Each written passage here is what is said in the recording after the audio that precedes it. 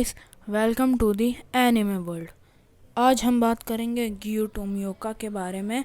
जैसा कि आपने थंबनेल में देख ही लिया था, द वाटर हाशिरा और उसकी बैक स्टोरी और ओरिजिन के बारे में। तो बिना ज़्यादा टाइम वेस्ट करे चलिए शुरू करते हैं।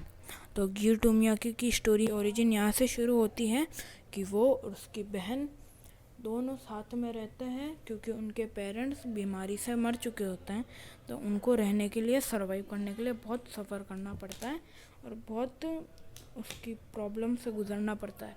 उसकी बहन एक दिन फाइनली डिसाइड करती है कि उसे मैरी हो जाना चाहिए, तो उनके लिए रहना, खाना, पीना सब इजी हो जाएगा। तो जिस दिन वो मैरी करती है उसी के जस्ट एक दिन पहले उसके ऊपर एक डीमन अटैक कर देता है, टोमियोका के ऊपर, उसकी बहन के ऊपर और टोमियोका के ऊपर। तो वो टोमियोका की जान बचाने के लिए खुद मर जाती है और उसको वहाँ से जैसे तैसे बचा देती है और उसको वहाँ से भगा देती है। तो टोमियोका बेचारा भूखा प्यासा इधर उधर घूमता रहता है। तो एक हंटर उसे देखता है और ना साकोंजी द वाटर ब्रीथिंग यूज़र के पास छोड़ देता है। तो वो उसके साथ ट्रेन होता है।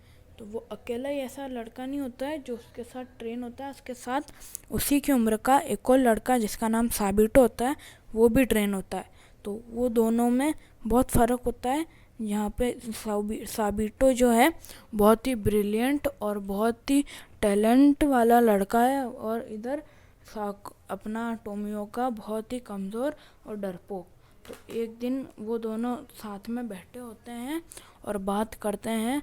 तो टोमियोका से बोलता है कि ये ट्रेनिंग इतनी हार्ड है कि मैं सोचता हूँ इससे बढ़िया तो मर जाऊँ।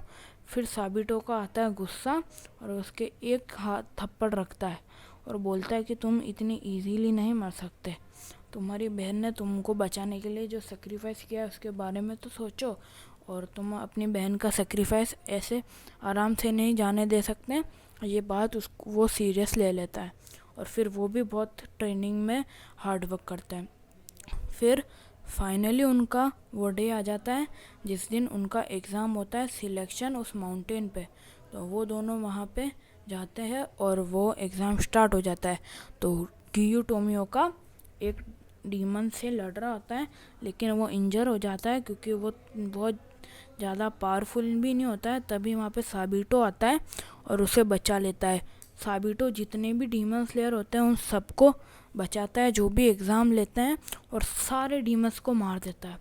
लेकिन सिर्फ वो एक डीमन से नहीं लड़ पाता जिसका नाम होता है द हैंड डीमन। वो उससे लड़ते लड़ते इतना थक जाता है कि वो मर जाता है और किसी को पता भी नहीं होता।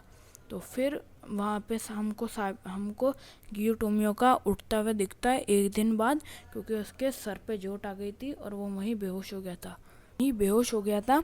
तो वो हमें डीमन स्लेयर कॉर्प्स के ऑफिस में दिखता है, और जितने भी डीमन स्लेयर होते हैं जो एग्ज़ाम देते हैं वो सब पास हो जाते हैं साबिटो को छोड़कर, क्योंकि साबिटो वहीं पे ही मर जाता है उससे लड़ते लड़ते। तो ये बात जानते ही टोमियोका को बहुत बुरा फील होता है, और उसके बाद से वो इतनी मेहनत करता है कि वो आगे जाके हाशिरा बन जाता है, द वाटर हाशिरा। और इसलिए उसको फेक हाशिरा कहते हैं क्योंकि उसने एग्ज़ाम में एक डीमन को भी नहीं मारा था और सही से एग्ज़ाम भी नहीं लिया था, इसलिए उसको फेक हाशिरा कहते हैं। तो गाइस, आज के लिए बस इतना ही था।